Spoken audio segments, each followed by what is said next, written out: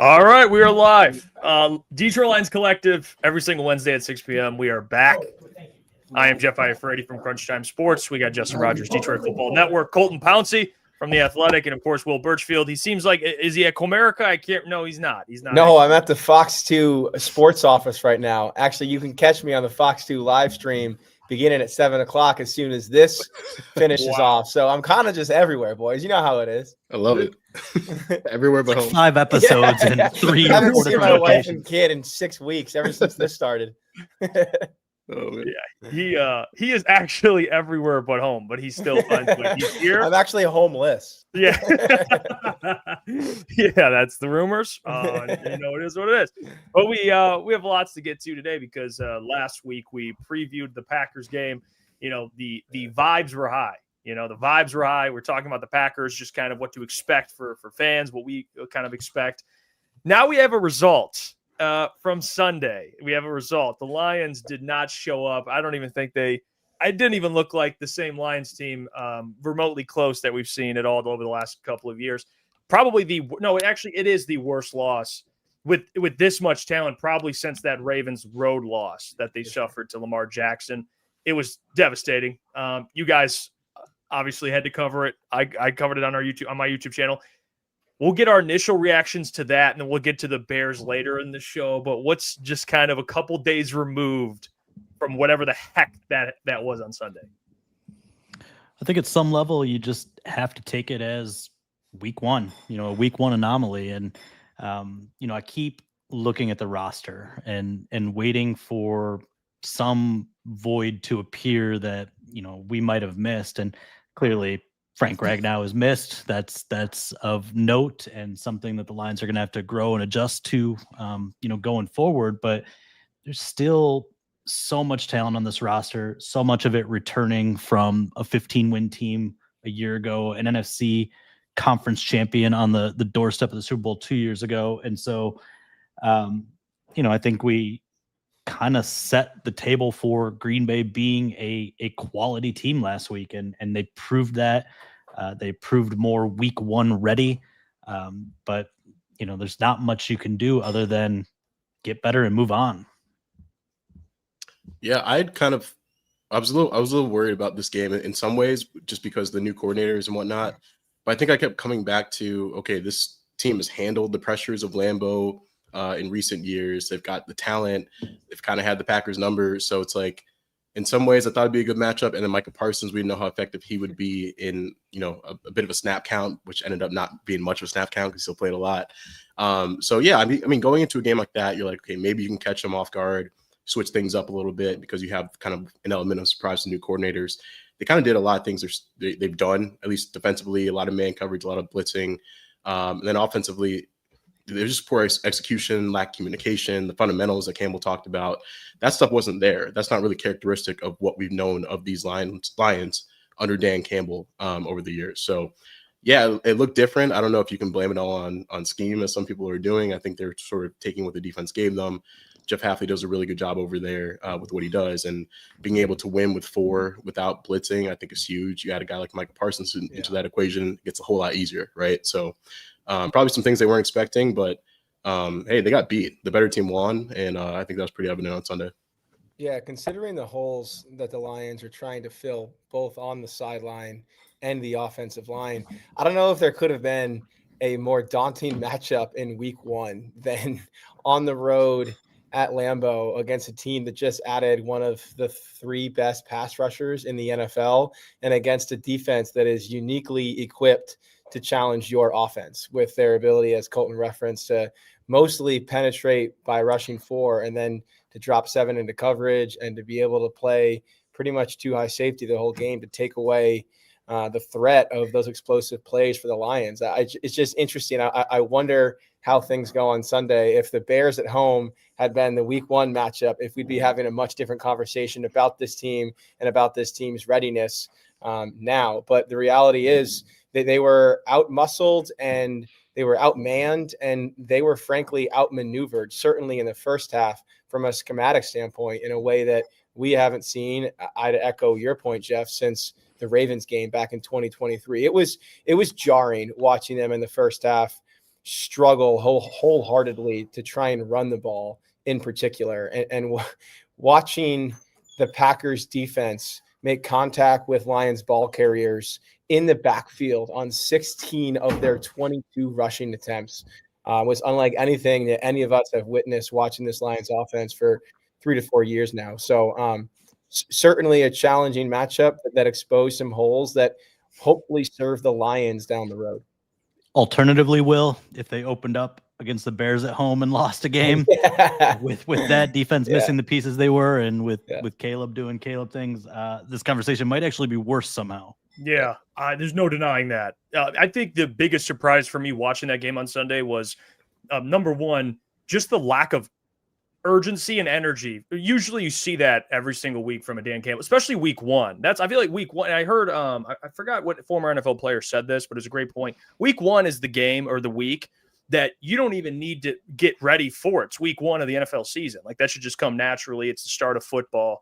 And it just seemed like the Packers were just better on all fronts. And I guess the bigger surprise to me was not that they lost in the fashion in which they lost, obviously was surprising, but that they got dominated at the line of scrimmage as bad as they did on both offense and defense, because that has been something obviously Dan and Brad have kind of preached for this team and how it's built is winning at the line of scrimmage. The youth was shown offensively on that offensive line. I mean, you saw, and Dan mentioned the missed assignments. I went back and watched a lot of the All-22, and you could tell Tate Rattlage, he had hey, thank goodness he ain't playing center, because at guard is his natural position, and he was missing some assignments. I can only imagine playing center, how much more of a mental battle that would be on top of everything else he has to balance. He's going to get better. Christian Mahogany's going to get better. Graham didn't have a great game. I mean, even Panay at times did not look like himself. It was just it looked like an offensive line that needs to continue to gel. And the unfortunate part for me, just speaking from a fan perspective, is ideally you'd say, well, they have time to just keep gelling, but you look at the schedule and you say, this does not get any easier. Like, it just unfortunately does not. The Bears this week, obviously the Bears did not look great in the second half against the Vikings, but then you got Baltimore, and then you got all these quarterbacks moving forward and great teams. So there has to be an urgency, but I guess that was the biggest surprise to me, is just how much they got dominated at the line of scrimmage, but that comes with the youth, I guess. Yeah. Dan said something interesting, on Monday, I believe it was, that he, made the mistake of overloading their plates, believing they could handle more than they could. And you hear Jared today talking about every single time he's stepping to the line of scrimmage, he's got 2 or 3 plays. And, I saw those two comments to be, overlapping, in the sense that, they're coming to the line with 2 plays and checks. And, is Tate processing this? Because that's what you hear all the time with people that come to this offense, particularly from the college level, is the volume of the playbook, just the massive volume of it. And so I think we're going to see, it sounds bad, but just a simplification at some level this week, less of those checks, more straightforward, do what you do best, establish that, and then build on it going forward. And I think that's clearly the right move with all the missed assignments. Yeah, I think the missed assignment that everyone was talking about most after the game involved Tate Rattlage on that goal line handoff to Montgomery, where he went to block a player that was already blocked and left, I think, Colby Wooden coming downhill unblocked, and Montgomery had to make a miss to avoid the safety. And Decker explained to us today that wasn't just on Tate Rattlage. That as Decker explained, was a play that the Lions checked into based off of the Packers' defensive front. And so there was a kill at the line. And Justin, this is what you're talking about. They went to the line with 2 plays in mind, and they checked into one based on the front. And Decker and Tate did not hear the kill, or did not get the kill communicated cleanly, whereas Mahogany and Sewell and Glasgow did. So those latter 3 ran the play they checked into. Tate and Decker ran the original play, and the result, as everyone saw, was disaster. And Decker was saying, we're going to have to pare down the offense this week. To echo your point again, Justin, he said, there would be times in the past where we'll just call it and haul it. No matter what the defense presents, we'll run the play as called, because we believe in our strength and our ability up front. And I think they're going to have to revert back to that a little bit over these next couple of weeks, even if the talent might not be the same, just to simplify and clean up the communication and trust that if they're all on the same page playing in concert, that they can get the plays executed as they have designed. I think that's why there's not a lot of panic when you talk to players, and players aren't going to be panicking in week one anyway, unlike, some fans and even some media out there, I guess. But when you hear Taylor talk about those things, and it's like, hey, it wasn't just Tate. Like, I missed that call too. Like, This happened repeatedly through the game. So that's stuff we have to clean up. That's the stuff where Dan, when you hear him after the game, the things that are correctable, that is correctable. Like, just not hearing the call and not having that communicated to you, that's an easy fix. It's not like you're getting bullied up there. I didn't really think there were too many occasions where the Lions got bullied in that game, at least along the offensive line. There's one play in the end in the fourth quarter where Micah Parsons just kind of battery rams his way through that line. That's getting bullied. I didn't see a whole lot of that, though, honestly. I thought all this stuff was – not all the stuff, but a lot of it was just communication stuff. If you hold on like a half second longer, give Jared a half second longer to throw a ball. There's one play, I think, maybe in the second or third quarter, where Jameson Williams running like a crosser over the middle. Jared, that's a ball he usually rips towards the left sideline. That's a gain of 20-25. But because, the pressure was barreling in on him quickly from the interior, he has to check down to Dave Montgomery for a gain of 6. And it's like, you'll take that. And that's sort of the game that the Lions were playing, knowing the style of defense that the Packers play, how they win with 4, they drop guys in the coverage, they take away those deep shots. Because of that, they were doing a lot of the dink and dunk stuff. And I think that was working for them, not too effectively or efficiently. You can argue that. But there were some drives where they were able to string together with that sort of game. They just weren't able to capitalize in the red zone when they got there. And it's like, if you're going to play that style and you're going to take what the defense gives you, you really have to capitalize in that area of the field. And they just didn't. They went 1 of 4. The one that they scored was a garbage time touchdown to Slaw. So really offensively, they're out of sync. But I think in terms of the offensive line stuff, it's communication, it's technique, it's the little things that are correctable that show up often in week one. And I think that's why there's really not a lot of panic out there in Allen Park right now.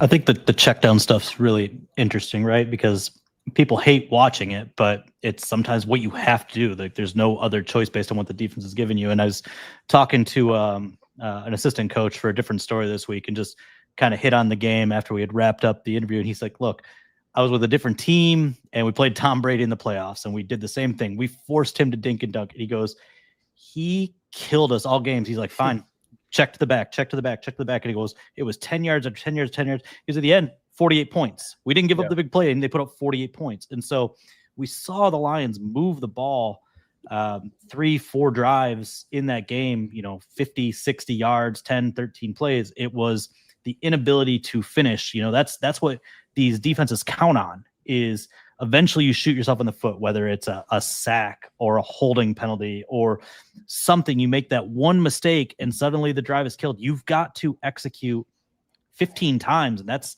really, really difficult to do consistently. And, they kind of stalled out several times at 10, 12, 13 plays, and we see the result. Yeah, and in that environment, when they're operating in the silent count, it's uniquely challenging because you've got Graham who's looking between his legs before most plays to get the ball to Jared. And so he isn't able to make those last minute checks that he would, say, for a home game when he can scan the field and then snap the ball exactly when he wants to. And so when he's not able to account for what the defense is showing, it falls on the guards most immediately to make those adjustments on behalf of the entire offensive line. This is what Decker told me today when I asked him. And look, that's putting a lot on the plate of two players that are essentially rookies in Rattlage and Mahogany. And it doesn't mean that Decker and Sewell on their ends can't make checks or that Jared can't, but most immediately it's on those guards to see what's happening and relay that info to Graham. And I think there were at least a handful of occasions on Sunday where that information wasn't communicated cleanly enough. And let's also credit the Packers guys. Like, they put together a really, really good defensive game plan that involved a lot of motion before the snap that put the Lions offense in flux, and they weren't able to account for it enough times to move the ball down the field and into the end zone. I think there was one play, like a design run to the right, where it was Sam Laporta's job coming off of that edge to pick off Quay Walker at the second level. And I don't know if this was a calculated move on Walker's part and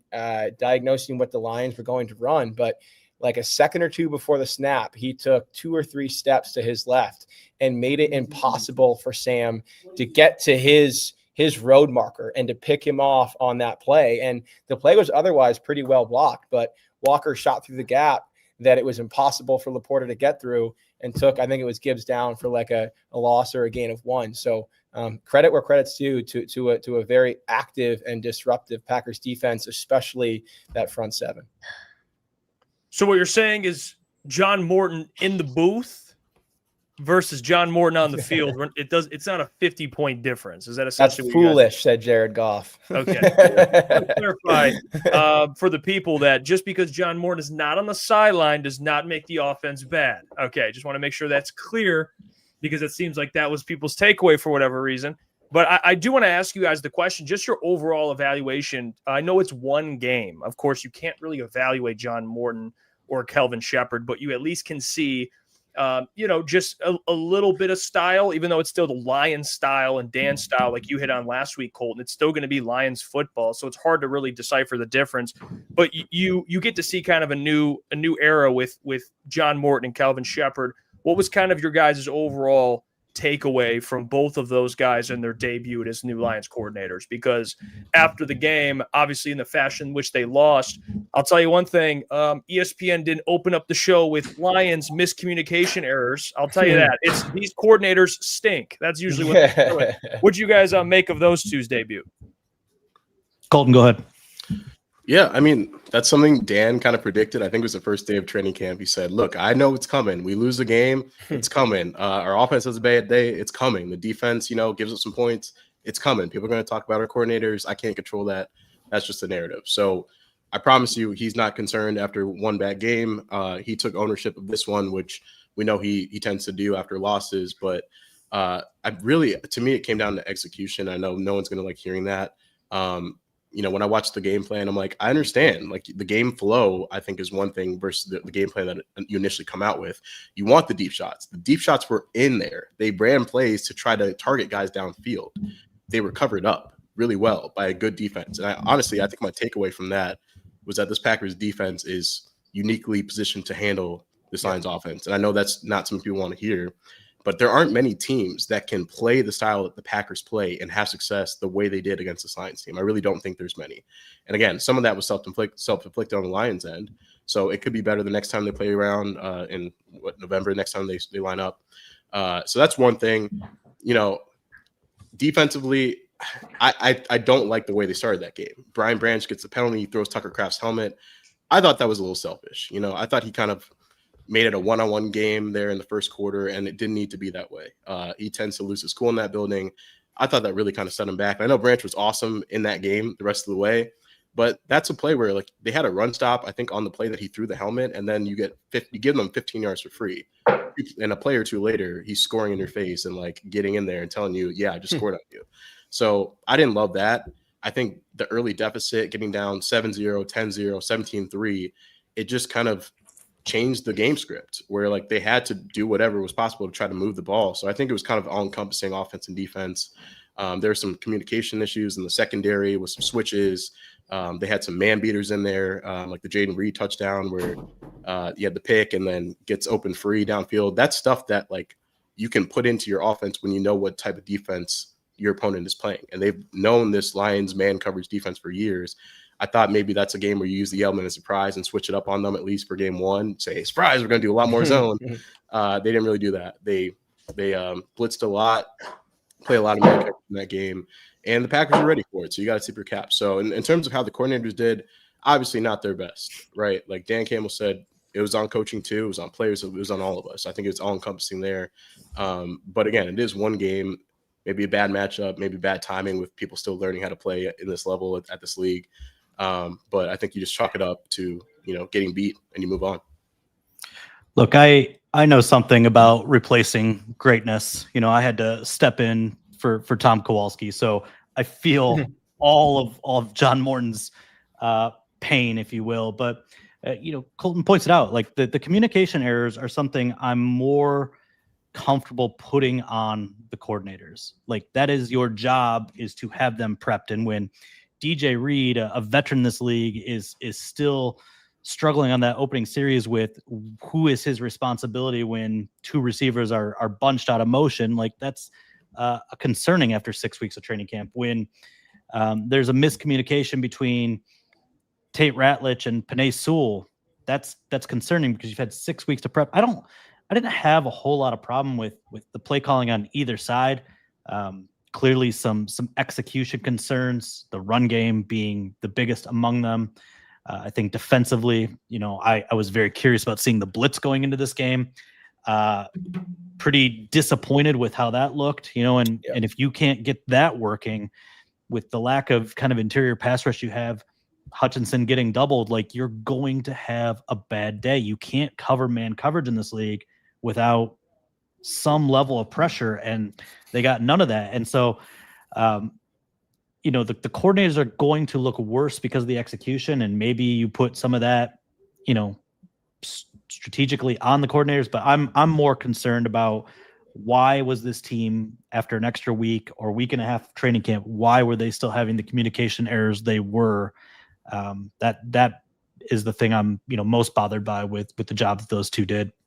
Yeah, it's probably simplistic to say this, but you're not going to hit deep shots if you can't run the ball for more than 2 yards per carry. And the Packers had no reason to abandon those 2 high safety looks they were in when they also had no trouble snuffing out the run almost every single time the Lions turned to it. So you can blame play calling if you want, even though those downfield shots were in fact called, but it comes back to the ability to run the ball, and it simply wasn't there on Sunday.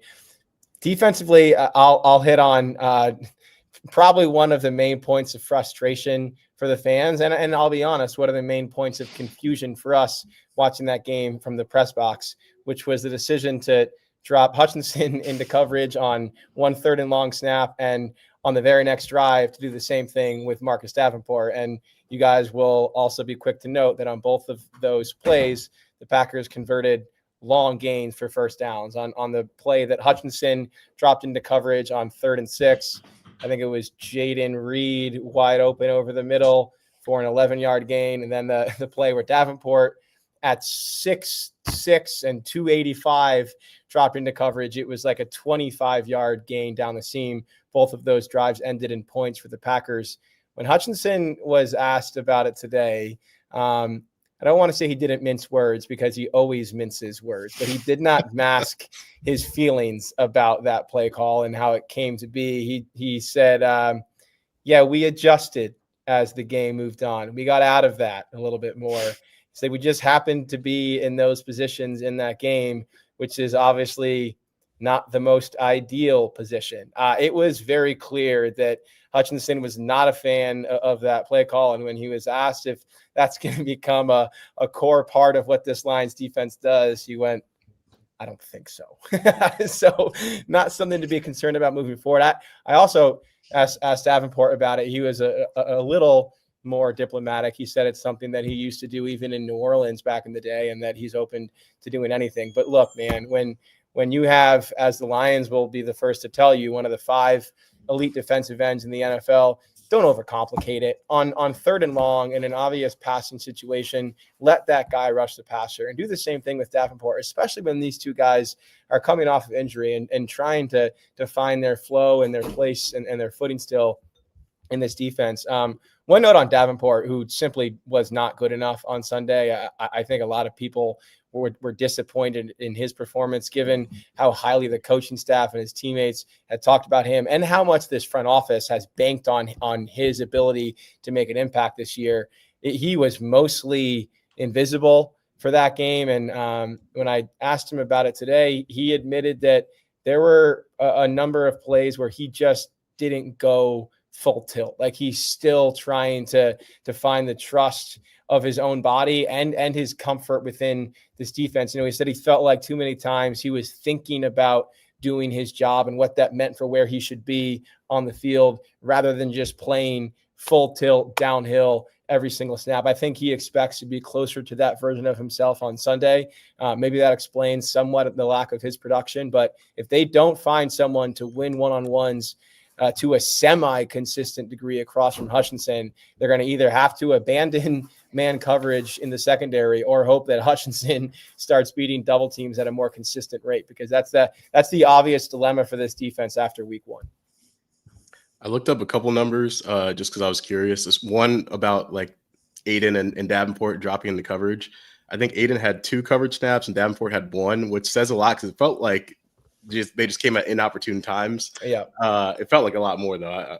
And it was kind of glaring when they did it. You're just like, wait, what? Why are they doing that? Yeah. Go ahead. But, no, you got it.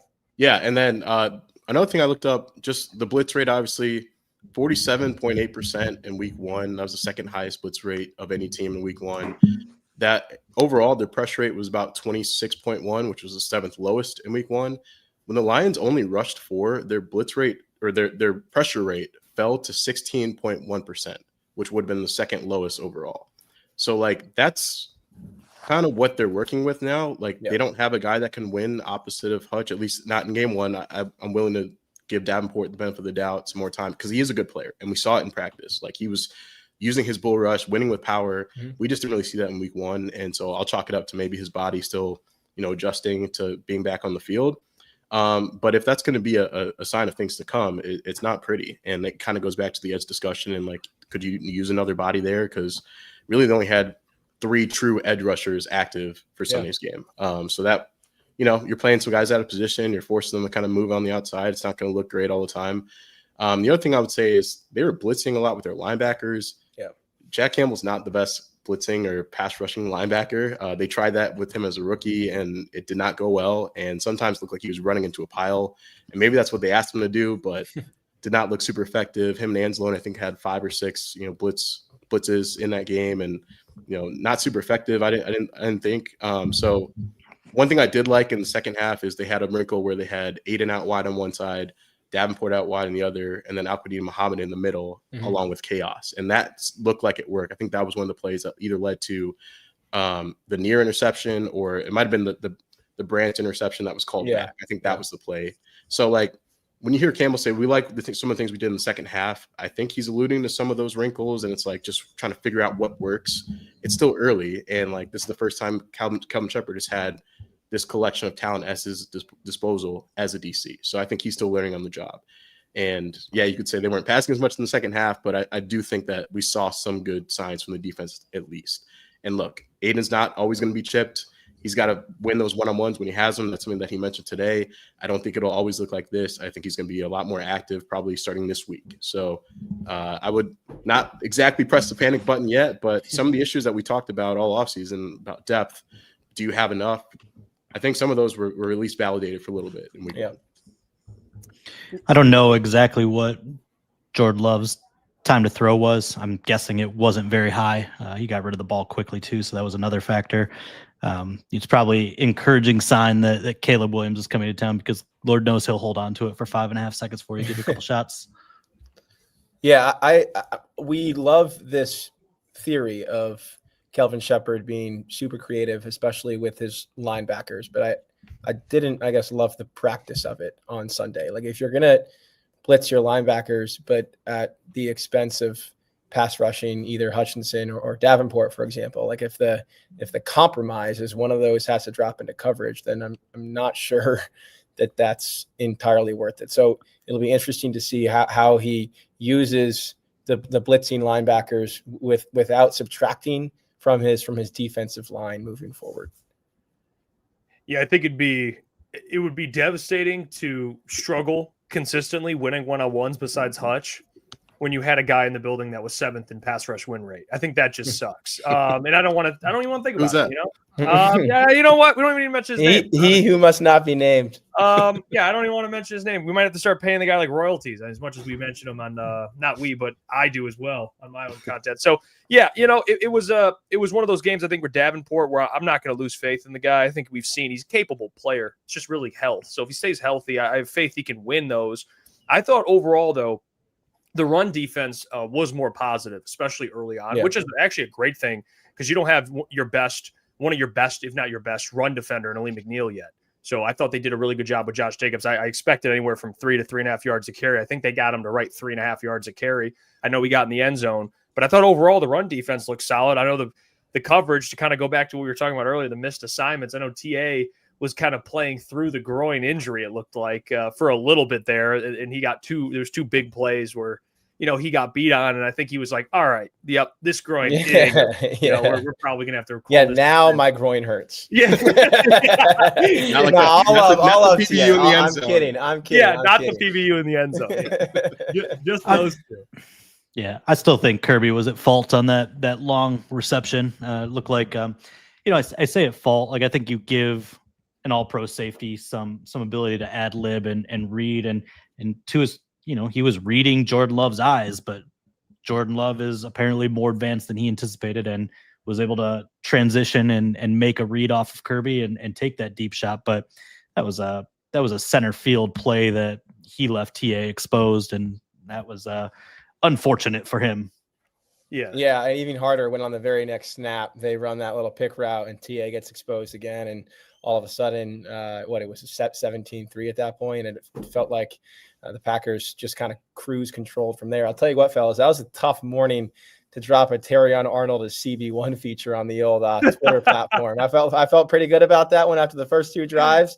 Went back and looked at those mentions at halftime and was like, I think I might just delete this bad boy. But I will say in Terrion's defense, and by the way, he practiced today, so every reason to believe that he'll play on Sunday. He was playing pretty well, and I know he said this himself, but before the injury, which he said happened on the second drive, he was playing as well as he played through training camp, which was really strong, really sticky, really reliable in run support. And, obviously he had the pass breakup in the back of the end zone on Dobbs. He also forced an incompletion to Dobbs with really tight kind of step-for-step coverage on the first drive. And then the injury happened. And, he said to cameras that he'll never blame the two plays that he surrendered on the injury. He said more candidly off camera when I asked him if that had any effect on the two throws. What you mean, did it have an effect? Yeah, you saw that post ball. I was finna pick that. Now, we'll see if he was actually finna pick that. But I do think it's worth allowing for the fact that he was a different player after that injury than he was before. And I would just wonder if it's going to dog him at all moving forward. Like, I mean, he says he's willing to play through it. So you have to believe that they feel comfortable with the kind of player he can be at maybe less than 100%. Something to watch on Sunday for sure. It's the third time I've heard Will impersonate Terrion Arnold in a week, and it's spot on. I don't know what else to say. It's perfect. I know, I love the, what I love when Will's back over there. He's over in the Fox Sports studio. He does the we'll see if he's fit to pick that. He has TV voice already. What really happened that day? I love it. I absolutely love it. I thought TA, man, he was actually, I would defend him before the injury. He was playing better than DJ Reed. I mean, he was. Yeah. He looked like the better corner. He looked like CB1, and then after that, of course, the injury happens and everything kind of spirals there. But I think the positive you can find in it is, teams. I saw a tweet. By the way, I'm desperate at this point to find anything positive. Because you see all the 0-2 stats that come out. It's like if you start 0-2, the chances of making the playoffs. I saw one tweet. It was like, teams that have started 0-1 and made the Super Bowl. And I was like, okay, now I like this one. Now this is the narrative I like watching. I like looking at these type of tweets.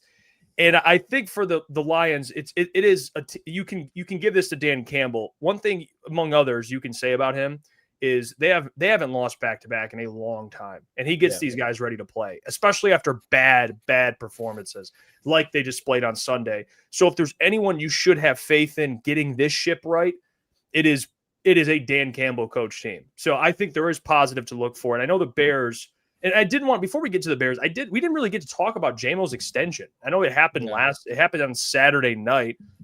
What did you guys make of the extension and just thoughts on that? JMO gets paid. Dan mentioned it today that they were actually trying to get this deal done earlier.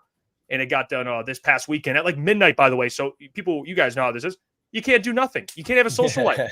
J-Mo gets paid at midnight on a Saturday. So Birchie, what were you up to around that time? I was walking out of Tanner's, which is a bar in Appleton, where I've been watching the end of the Boston College Michigan State game with Woj. We departed maybe 45 minutes after Colton did, and I'm walking back, we're several beers deep, and get the notification, and I was like, I don't know if I can find A from H on my keyboard right now. This is gonna be a challenge, but I locked in, I rallied, as we all did. That's right. I don't know about you guys. I was really surprised. And I was surprised because of Brad Holmes' comments at the league meetings back in March, just setting the table for all the extensions the Lions have to get done. And Brad kind of laid the groundwork of, we might not be able to afford J-Mo because wide receivers are crazy expensive. And I thought, that comment was intentionally meant to soften the blow, but maybe it was a negotiation tactic. I don't know, putting it out there and letting J-Mo's people know, look, we might not be able to afford you if you're looking for max dollars. And I don't think he got max dollars. I think that's maybe the big takeaway for me. The Lions had 2 years of control. They didn't have to make a move. The money that Williams got on the new end of the deal on average is at the very, very high end of number 2 receivers, up there with the T. Higgins and the Jalen Waddles of the world. But that's 2 years in the future that money kicks in. That means 2 years of inflation. So $27 million now, the cap keeps going up 10% a year.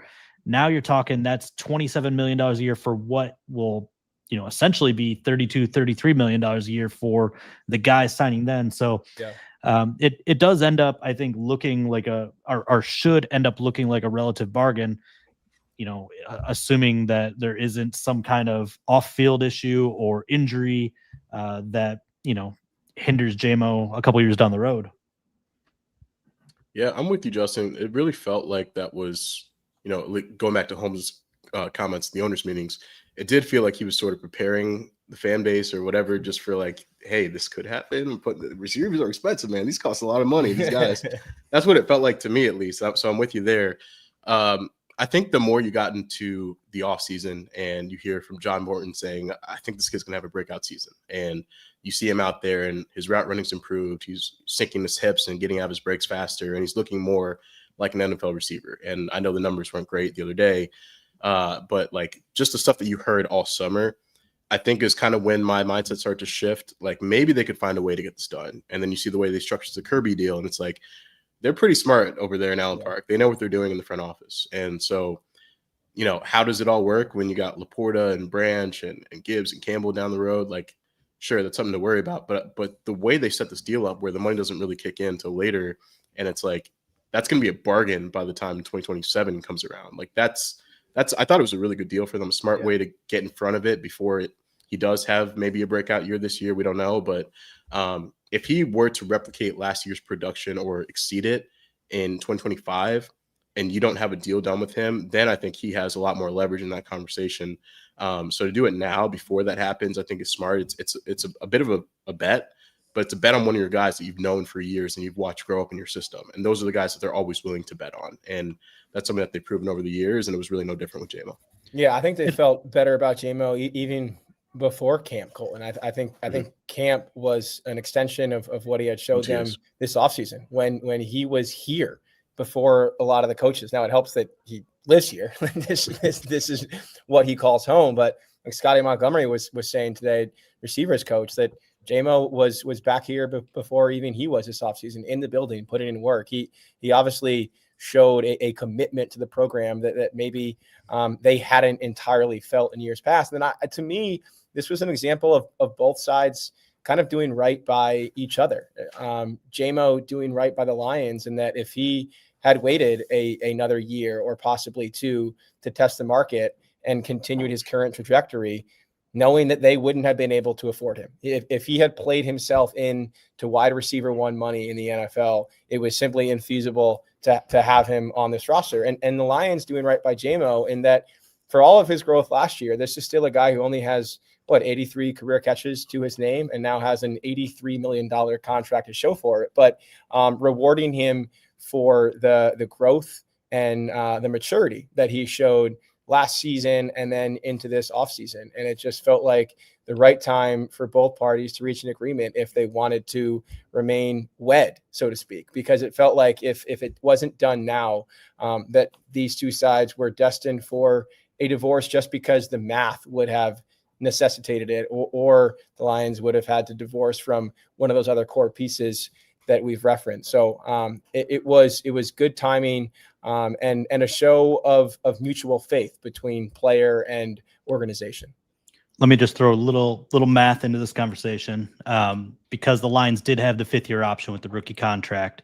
That was a guaranteed $15.5 million or so for Williams. They'll be able to roll that in. They'll be able to kind of manipulate how the cap plays out for multiple years here.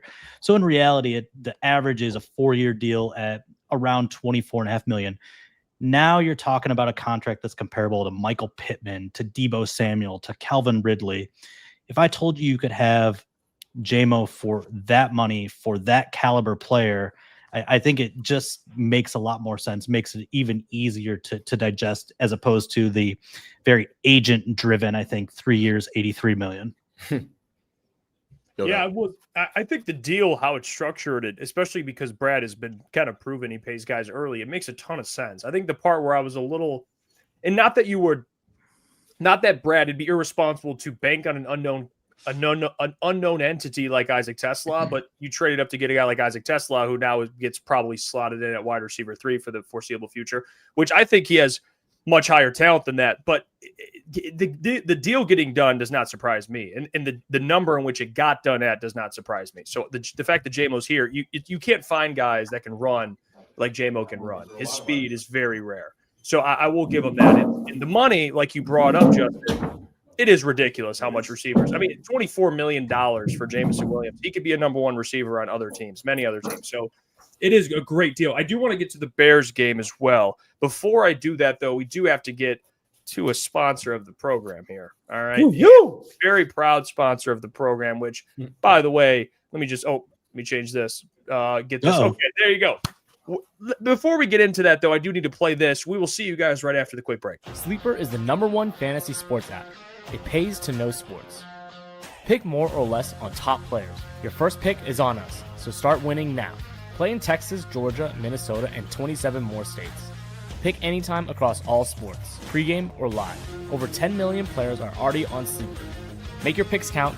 Score up to 1,000 times your cash. Join today. Get up to $100 credit using the code HMA. Call your shot on Sleeper. Download now. Well, it's Sleeper Fantasy. The NFL season's here, which means you have now a chance to 1,000x your cash on daily fantasy football. I'm in fantasy football. I've taken an L in every single league I'm in, so don't take advice from me. But you can use Sleeper Fantasy and attempt to, bank on players like C.J. Stroud, Pat Mahomes, Lamar Jackson, Justin Jefferson, etc. Pick on stats for these stars like touchdowns, passing yards, receiving yards, fantasy points, and more for up to 1,000x payout on Sleeper. Get your picks right, and you can win big. Use the promo code HMA for a chance to get up to $100 match on your first deposit. Terms and conditions apply. See Sleeper's terms of use for details. Shout out to Sleeper for sponsoring the program as always. All right. We got to get #FadeIAfrady trending on Twitter this weekend. If we all just fade you, bro, we're making money on Sleeper. Fade me on everything when it comes to betting and fantasy, and you will be fine. I promise. Every player I took got hurt week 1. So that's a whole other thing. I do want to get to the Bears game because on Monday Night Football, we got to see Ben Johnson, all right, in this offense. And it seemed like that was a whole emotional roller coaster because you're watching the scripted plays, which obviously are always going to look nice. You're like, oh, wow, Ben Johnson, the scripted plays. It looks amazing. Everyone's tweeting, oh, Ben Johnson, da-da-da, which I'm a big Ben Johnson guy. But then you look at the second half and you're like, oh, okay. I think Caleb started 10 for 10, finished like 11 of 24 or something like that. He had some rookie coach decisions as well that he kind of messed up late in the game. It was whatever. They ended up throwing the game and losing. They're 0-1. Now they have to go to Ford Field Amon Rock comes out and says we're going to boo him. Dan's been more diplomatic and saying, no, that's my buddy. I'm sure Ben's kind of replicating that or reciprocating that as well. Kind of like, hey, we're cool. This is a massive game. I mean, take the storyline out of it. Like, who cares? I don't care if it's Ben Johnson or whoever. You are 0-1. All right. And I mentioned the stat earlier that I hate reading, but since 2007, 139 teams have gone 0-2. Only 14 of those 139 have rallied to make the playoffs. Most recently, you're telling me there's a chance. Houston. By the way, if I tell you there's a chance, fade it. Don't listen to me. Now, if I say it's not going to happen, you might need to. There definitely is a chance. But what do you guys make of just the importance of this game and the matchup here with the Bears? Because the Lions are the better team going into Sunday. There's no question about it. I think Ben he has to kind of establish things as a new head coach. I think the Lions are coming off a kind of an emotional loss. They're going to take all their anger out at home. I don't see the Lions, A, losing back-to-back, and 2, losing their home opener. That would be to me worse than that Packers loss by far. Not only because of who they lost, but because they lose at home. But what's kind of the expectations and feelings heading into Sunday's game against the Bears? Let me put something pretty awful into the universe so you guys can clean it up with your positive vibes. But I can't help but think back to 2018 when the Patriots came to town and the Lions didn't have their shit together yet with Matt Patricia, and Matt Patricia had all the answers for Tom Brady because he knew him from practice against him every day for years. And there's something to be said about Ben Johnson spending every waking coaching moment with Jared Goff for the last 3 years. Like, he knows everything about Jared Goff, and he's going to, be able to pump all that information into the Chicago defense. And so I think the matchup is probably more compelling than we're giving it credit in terms of the on-field. Obviously, there's all kinds of great storylines around it, but I think that is the real chess match, is not Dan Campbell and Ben Johnson. It's weirdly Ben Johnson versus Jared Goff, or the information that Ben Johnson gave Dennis Allen about Jared Goff. That's what I really want to see, is if, they're going to throw some stuff at Goff that exposes whatever weaknesses they feel he still has in his game. That's an interesting one, because I think you're right. Everyone's kind of focusing on the two coaches and how well they know each other and that sort of storyline. But Dennis Allen's a good defensive coordinator here, and Dan Campbell knows him pretty well from their days in New Orleans. He's been a head coach. He's really good in this coordinator spot. I thought they did some good things against the Vikings, and they've got some talent over there. We'll see if they get some guys back from injury, but this is not a talentless defense. I wouldn't say that. So, yeah, having a guy like Ben Johnson that knows everything you do offensively and defensively, I think that's sort of what we're not talking about enough. So I would agree with you, Justin. I think that's an element that not a lot of people are talking about. So good on you for bringing that up. But, still, when I look at this game, the Bears, they were very undisciplined in that game against the Vikings. They had, 12 penalties for something crazy, like 100-plus yards. And it's like, you're at home in that game. And, 4 or 5 of those were, false starts. And I'm like, that really – it shouldn't be, a communication issue or whatnot, nerves. You're at home. That's in your own building. So I struggle to imagine – what's going to happen if they come here and it's loud as we expect, and that place is going to be rocking, home opener. They're going to be booing Ben Johnson, as Saint so eloquently said. That's going to be a tough environment to play in. You have a new offensive line, and I know some of those guys are vets, but it's they don't have a lot of experience playing together. And so some of these same issues that we saw with the Lions could show up for this Bears offensive line, which I also did not think had a particularly good game against the Vikings. They kind of struggled. Jonah gave up, I think, 4 or 5 pressures in that one. So not great. So when I look at this matchup, I think the Bears have a lot of things to figure out themselves, as much as we want to talk about the Lions right now. Yeah, I think the curiosity for me on Sunday is, what does this offensive line look like and this run game look like in the comfortable confines of Ford Field, where they don't have to combat the crowd noise that was such a nuisance for them at Lambeau, and they don't have to confront a defense that can create all kinds of havoc just by rushing forward. This feels like a chance for the offensive line to get right, and it has to get right, because the team will go nowhere without it. And if Jahmyr Gibbs is going to touch the ball on Sunday as many times as he touched it last Sunday, you would expect him to exceed 100 yards. You would expect him to have an outsized impact on this game. You look back at Sunday, and the yards per play were the second lowest of the Dan Campbell era, and the lowest since the 2021 season, when this offense looked radically different. So for me on Sunday, it's what does this offensive line look like as a unit, as one, when they have the benefit of playing without crowd noise and the benefit of pre-snap communication? Do they look more like they look, say, in joint practices? I know the one against the Dolphins is obviously the flashpoint for all of us, but even against the Texans, they had plays where they looked like themselves over the past couple seasons. So back in a more comfortable setting, does this O-line perform the way we've come to expect them to, even with two newcomers up front? Colton, you complimented my point. I want to compliment yours on the Bears offensive line, right? Like, they struggled at home. Well, for all the veterans they acquired, it's still 3 new starters in spots for them. It's 2 young offensive tackles, and it's going to be a road game in a complex offense. So it's going to be, certainly interesting to see how that unit, which struggled at home, performs in a very loud four-field environment that once forced, I think, I don't know, what was it, 7, 8 false starts against the Bears in that famous 2011 game? Yeah, 30 years. Yeah, I think this Bears matchup, one, needs to be a statement game for not just the storyline of Ben, but more than that. I think just the fans are going to panic and do their thing, but the reality is they need to go out there and act like they're the Detroit Lions and the Chicago Bears are the Chicago Bears. The Bears are they're not in a rebuild stage of their franchise with Ben Johnson. You are looked at as one of the best NFC teams. They need to go out and show that on Sunday. And I think Dennis Allen, what he did against Kevin O'Connell in the first half was really impressive. So to kind of what you were saying about Jared Goff, there's no doubt the familiarity with both coaching staffs. It's going to be interesting. I don't know who has the advantage, to be honest. I think they all do. But you'll see it on Sunday when it's done that I think the more experienced team is going to come through with a victory. Listen, I want to get into kind of final scores and final thoughts before we end the show here. And I guess I'll throw out what I think is going to happen. I think the Lions win this game by a score. I guess if you throw in a 2-point conversion, I have the Lions winning this game 31-23. I think they crack 30 points at home against the Bears. And then the narrative on Monday is probably going to be, well, maybe John Morton doesn't stink. It might shift back a little bit. So that's how I foresee it happening. I think communication on the offensive line improves. I think the run game gets back to what they've been doing. They're not going to run for 2 yards a carry again. I just don't see it.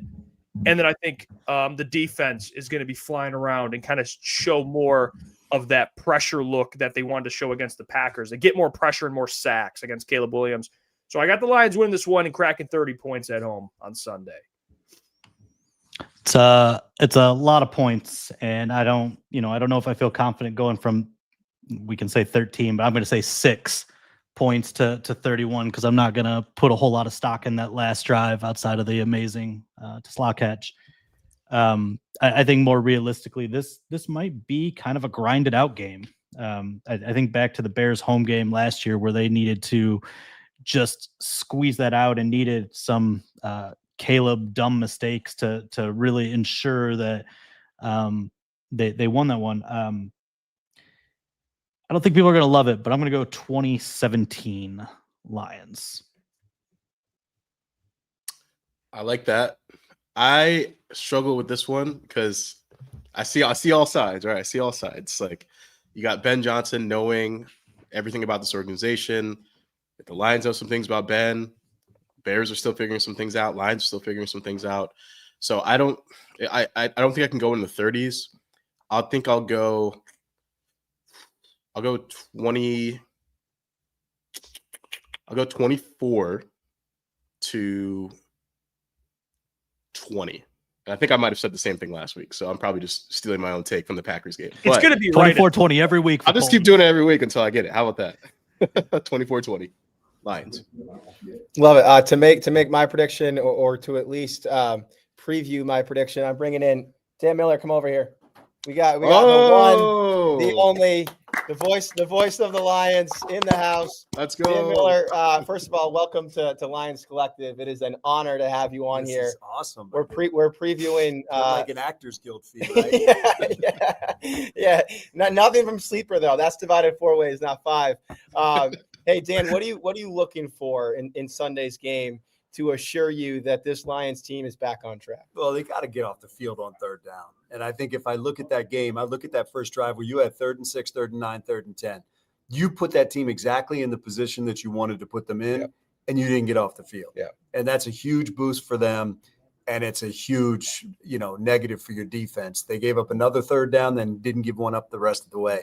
Got to run the football a little bit. Everything this team does is keyed off that run with those playmakers. And once they do that, that loosens up the defense, and we know what Jared can do after that. So it basically is just let's get back to them playing. We know the Lions are capable of playing. They were number 1 defense in 3rd down last year. You got to get back to somewhere close to that. So you're saying on 3rd down, don't drop Hutchinson and Davenport into coverage. Is I that think is that Hutch is that has your already main? apparently put an end to that based on what you told me today.